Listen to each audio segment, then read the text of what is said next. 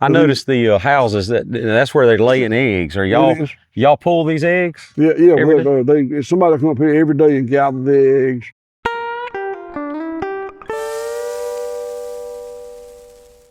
Weeds that got a little purple on the top. Right. It's called verbena. And it is listed as a noxious weed poisonous to cattle. Okay. And the fact is, if the cattle were hungry and there was nothing to eat but verbena, they would get sick and could die. So they just eat around this? They actually eat a little of it. And I think they're eating a little of it because there's something in that verbena they need. But as long as there's plenty of other stuff out there, they won't eat too much. Right. So I never lose a cow to verbena. I got a lot of verbena. I wonder, could they build up a tolerance over time? I mean, I just don't know. I mean, that could be. I mean, that might be why your cows, you bring a cow from somewhere else, eats the amount that your cows do, and they get sick. I'll tell you this. The only noxious weed I have a problem with is coffee weed, which is very common. Right. When it's at a certain stage, about right now, it's toxic to calves. Well, it's toxic. Right. My cows won't eat it. I never lose a grown cow to coffee weed, but about a 300-pound calf, we'll lose 2 or 3 if we're not careful. I think they develop either develop a resistance to it, or more likely learn not to eat it. You know, I wonder what's happened to the human race because we've gotten to where we will eat toxic food, even if we know it's toxic, you know? But these cows are moving around not eating the toxic plants. They learn. I think that if they eat enough to make them sick but not kill them, they ain't gonna do that. They don't do that no more. That's right. It's a problem. They eat too much. With humans right now, we've been told so many times, you know, that these, you know, you're not supposed to eat fast food every single meal of your life. You know, I remember there was a documentary, I won't name it in case they, you know, try to ban my, my video, but they said basically this guy took a diet, you know, of just one particular fast food chain's, diet, and he ate that for you remember that, for breakfast, lunch, and supper, and he got all kinds of problems, you know.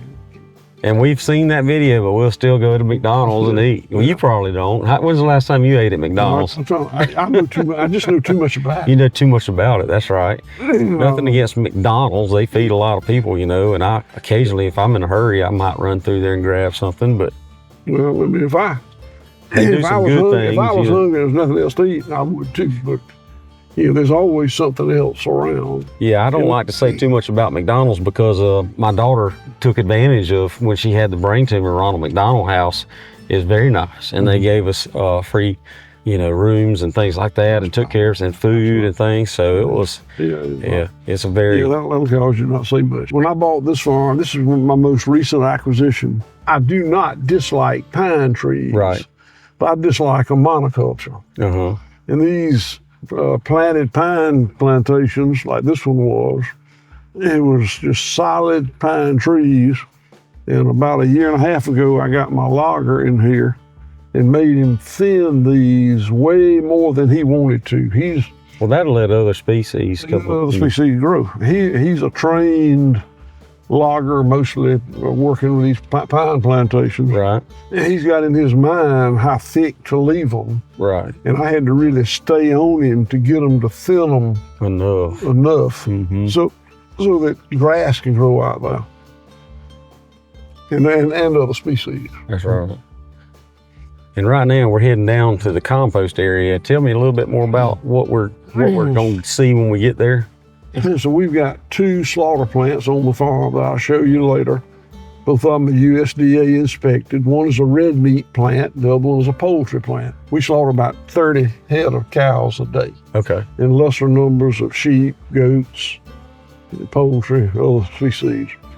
But that slaughter generates about 9 tons of what's called packing plant waste. Packing plant waste is the non-marketable products that come from slaughtered animals: eviscerate, gut fill, some bones, feathers, whatnot. And we compost that waste material 9 tons a day, 5 days a week up here in this composting operation. And we take it and mix it with peanut shells or wood chips or whatever carbon. Right. Compost is a nitrogenous material like animal waste. Okay. And a carbaceous carbon material like peanut shells or wood chips. So we mix them together, and we got a guy that runs this business. This is a business. And he knows how much to put. I was going to say, if I know you, there ain't no waste. I mean, there's not going to be any waste. We can't afford waste. No. But all these bones you see in the pasture are where we spread our compost. Right. And the bones aren't completely broken down. It takes about 6 or 8 weeks to compost this material. Then we let it sit for a year. Right. If you let it sit for a year, it becomes less bacterial and more fungal. And I'm told that fungal is better, and it costs nothing to let it sit a year, so we do. And then we spread it on our pastures. And is this all for y'all? I mean, like, yes. Or do y'all sell any of this compost? No, I legally can't sell it. Gotcha. If I could get a permit Right. and sell it, but it's worth more to me Right. than on my pasture, so I don't sell any. That's where the offal that this morning has been dumped. Right. They'll cover it up with that carbaceous material. I got And you. they'll stir it with a big Caterpillar loader. And it goes from looking like that to being really black, pretty Wow. plant food. Doesn't smell And bad. that'll be spread on your pasture. After it sits a year, it doesn't smell bad. Wow. And this, I guess, is a spreader for y'all to. That's one of the spreaders we use. We got a couple of those.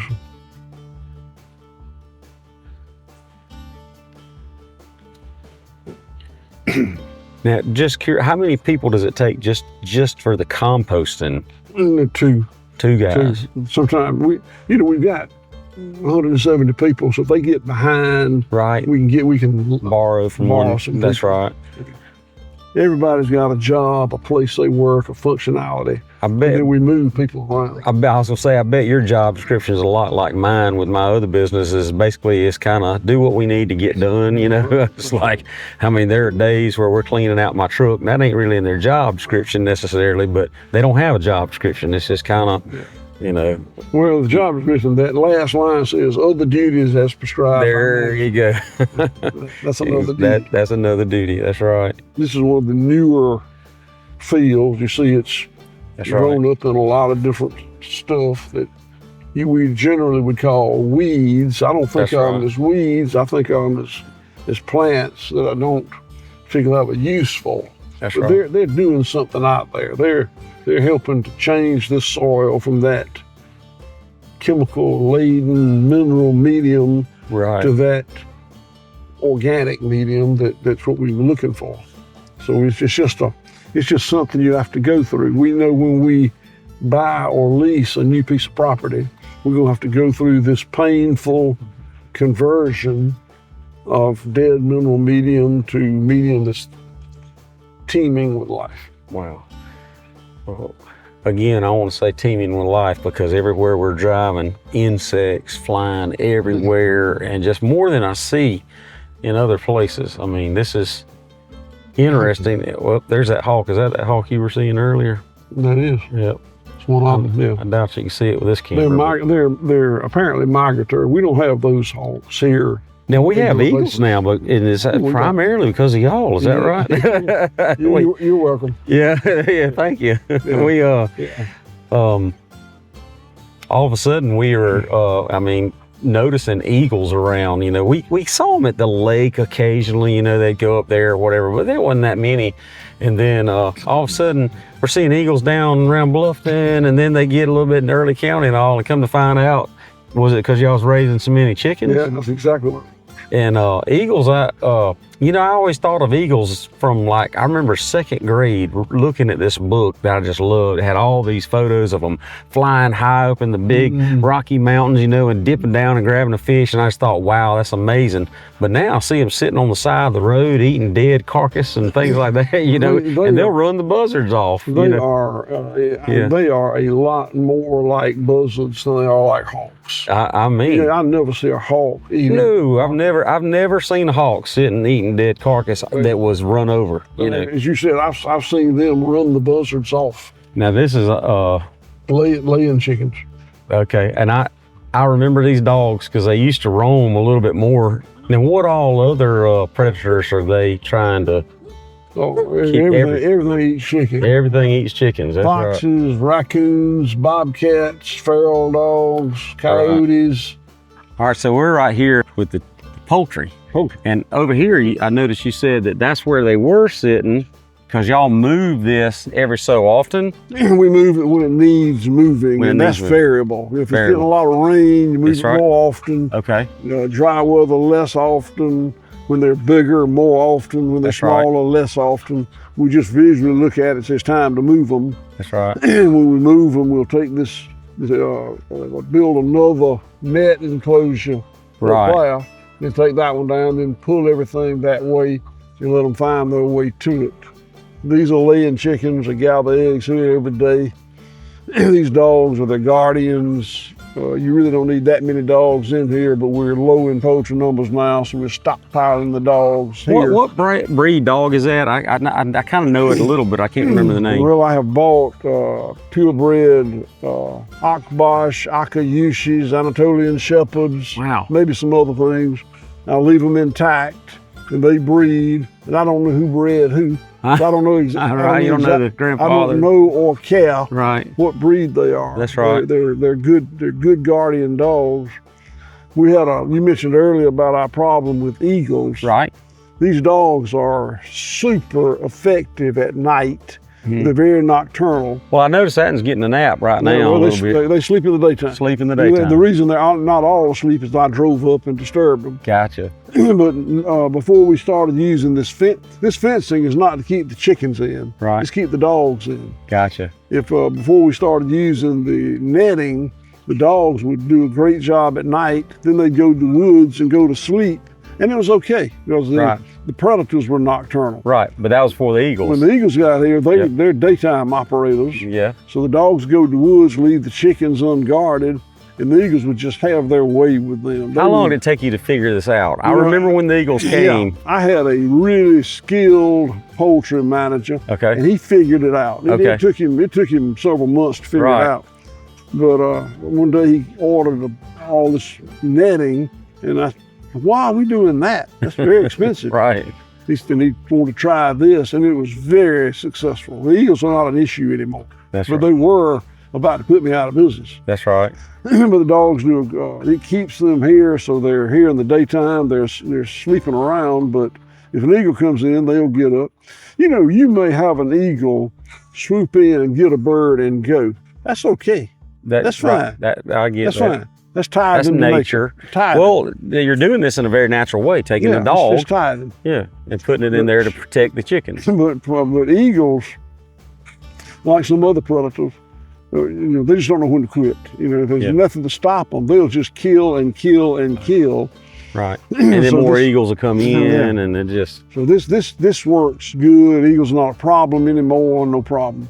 I noticed the houses that's where they're laying eggs. Are y'all pull these eggs? Yeah. Somebody come up here every day and gather the eggs. Those houses you mentioned are obsolete cotton module builders. So I can see it because I used to run a cotton module. And that was my job on the farm a lot of times. But you remember before that you put them in trailers and you just walked across it with your feet. And then my dad came up with some kind of packer on the side of a 40-20 John Deere. That mineral feeder you saw was a cotton trailer. Oh, cotton trailer. And when they became obsolete, I bought a bunch of them and made mineral feeders out of them. That's right. When cotton module builders became obsolete, I bought a bunch of them. We probably got about 40 or 50. scrap iron on a module build is worth about $900. So But worth a lot more to you I like pay this. $1,000 for them. People Right. bring them to me, and then my guys trick them out with these tops. That's right. And that's another $1,000 or so. But then it's a great house. And when Hurricane Michael came through, Right. it destroyed everything. Right. My module builds were fine. Still there. It's so heavy. They are heavy. I remember, you know, back then also, you know, you had people driving down the road with these module builders. We used to carry module builder from one field to the other, dump it into the module builder. And for these people who've never seen that, look that up. I'm sure somebody on YouTube, I would think. I But I remember, you know, it was a, you know, pull it up, move it down, press it, pull it up, move it. And my hands would get so used to that thing. It felt like I think I might have woke up a few times during the night doing this, you know, or whatever, but it was good days. I remember that was one of the things I liked to do. I see you got, is that one of your men over there with the horse and right out there? Yeah, it is. Those horses are not cattle ponies. We used to use horses to work cattle. We don't anymore. You Okay. saw that. These horses are purely for trail rides. Okay. We got Y'all offer trail rides, right? We do. We got. That's what he does. He's riding that horse to keep it gentle. I'm scared of a horse. That's one thing. I'm not as scared of those cows as I am a horse. I'm okay if I kind of got if there's a fence between me and him, but horses don't like me for some reason. And I mean, I'm not kidding. I actually have proof of it. Like we went up to the Horse Park of America. Have you ever been there in Kentucky? We went up there and I had the youth group with me. And all the youth tried to talk me into, like, we want to go ride horses on this trail. And I told them, I said, guys, you know, it's too much danger in horses. Oh, no danger, we're at the Horse Park of America, you know. So we go, they finally talked me into it. And I told the cowboys there, I said, listen to me right now, horses don't like me. They said, oh, that's a myth. I was like, no, I'm telling you, you're going to see something different today. And they said, well, I'll tell you what. They said, hey, get old Lucy out the barn, bring her over here. And he said, this horse has been here forever, never caused any problems. They brought this old horse out that had the back, you know, like she'd been rode, you know, a bunch of times. They put me on that horse, and right off the bat, right when I got off, she started bucking. And they said, whoa, Lucy, what's wrong with you? I said, I told you I need to get off. They said, no, she just, I mean, it's nothing, don't worry about it. So these horses are designed to stay in a line and just walk for about 3-4 miles up there, you know. And so before we even got out of the little fenced in area, mine had already bit the tail of another horse in front, and that one kicked, and I swear those hooves come right by my head. And I mean, I was scared to death, and I was trying to tell them, well, I don't want to go anymore, but they were all up at the front leading the pack.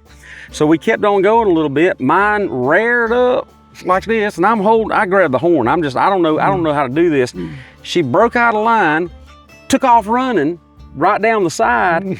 And I'm hollering to the cowboys, hey, my horse is going crazy. Well, right about the time they turned around, she jumped back in line. And they looked back and they're like, what's all this fuss about? I said, my horse just around. And they're like, man, what's wrong with this guy? Finally, I'm sitting there trying to pat the horse, you know, and I would try to, you know, pat her or whatever. She looked back and give me a wink like, we finna go on a run. I mean, I think she knew how scared I was. She decided about halfway through, she just reared up, turned to the right, and hard right, she took off running. And then it was like something in the movies. Cowboys come running on both sides of me. I mean, I had a cowboy on both sides, and I'm just holding on like this, flying, and they're saying like, pull the reins. And when I would pull, she'd jerk my arms off, you know. They finally come up beside me and ran both of the horses in, grabbed her and stopped her. Well, they took the reins from me and told me to hold on to the horn. And I ride, because I said, I'm getting off. They said, no, you can't do that. It's against our policy. And they said, it's 2 miles back. I said, I can walk 2 miles easy. I don't want to get thrown off this horse. So then I walked back to a group of about 40 kids, all riding normal. And the cowboys have got my reins and I'm holding the horn like some little kid, you know what I mean? So from that point on, I said, okay, it's proof. I have proven I'm not getting on a horse again, you know, so. Cancel that ride. Cancel that ride, that's right. Yeah, but y'all do offer, and that's kind of interesting. I want them to know about. Yeah. Y'all offer tours, I think. Is that right, of the farm? We do. Yeah, there's something they can book every Saturday morning. There's one, or you can book it. That's at your leisure. Yeah, y'all brought a lot of people from around the country to Bluffton, Georgia, because of things like we got cabins and for That's lodging, right. and we serve 3 meals a day, 7 days a week in our restaurant. Wow. You know, none of that is really profitable. and it gets people here. That's right. And I think, and then they learn about this idea. And it's our market. That we don't do much marketing. Right. Marketing is bringing people to the farm. Well, that's one of the things we've been about on a lot of our channels is getting people exposed to the way we do it down here. Because like with you, you're doing something that's very, very different from the rest of the nation, at least. I know that. Now, I remember hearing you went to Africa, is that right? To learn some of the practices that they still do? I was very industrial, and I told you in the 90s, I started doing things a little different. And in the 90s, we didn't have the internet, That's right. YouTube, none of that. So I thought I was the only person on the planet doing it. I wasn't, but I just didn't know anybody. That's right. We formed the American Grass-Fed Association, and my membership number is 0001, and I was the president of it. And we had Alan Savory he's from South Africa. Okay. Alan's 90-something years old now, but he is the leadership in this kind of agriculture. Gotcha. He was doing it a long time, so I thought I was the only one doing it. Right. So I introduced Alan. He was the speaker at our annual meeting. Right. And I walked in the back of the room, and I was talking to one of my buddies, and Alan was lecturing, and I said, I thought I knew more than anybody. Right. And I didn't. That's I just right. didn't, he was telling a lot of stuff I didn't know. Yes, sir. So ultimately I went to his farm in Zimbabwe and spent about 3 weeks. Did you learn a lot? I did. Wow. I learned a lot. And, that's amazing. Glad I went. And it's furthest from home. I think we flew to Cape Town. That's the one of the longest flights out of the Atlanta airport. But I felt more at home in Zimbabwe than I do anywhere on the planet other than here. Other than here. Wow, that's amazing. Yeah. Mr. Will, you pointed this out. This is one that's already being broken down a little bit more. Is that right? So it is. That bone would have been a year old, at least a year old in composting. So it's very porous, soft. What you're scratching there is just pure calcium and phosphorus and other minerals. They'll just do wonders for this soil. Oh man, that is amazing. Like I hadn't seen it do that as much. I mean, that looks like a bag of calcium right there. Yeah, it is. And then you got, there's oh, look at that. There's a jawbone. Look at that.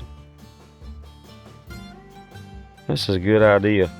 What about, how many tires do y'all get with these things? When we first started doing it, a lot. Okay. But now that we let it sit for a year, almost never. It's soft enough, porous enough that it almost never flattens a tire.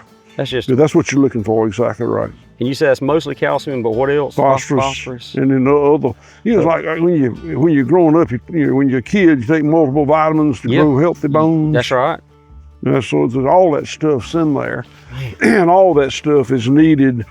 So that the plants don't exactly just suck up. That's right. But the microbes do, and then they live symbiotically with the plant. So it's just everything thrives in this system that allows to recycle. That's right. So if a person wants to get into it, I mean, does it take a large fortune to start, or can they start small? Well, yeah. In fact, I think small is very good. We do it on a little larger scale than most people. It's because I was an industrial farmer like everybody else. And when I decided to change the way I farm, downsizing never really occurred to me. Right. I'd always want to get bigger, bigger. Right. So, but what works really well is sustenance farming. And there's a lot of people that do that. And you can do it with an acre or 5 acres.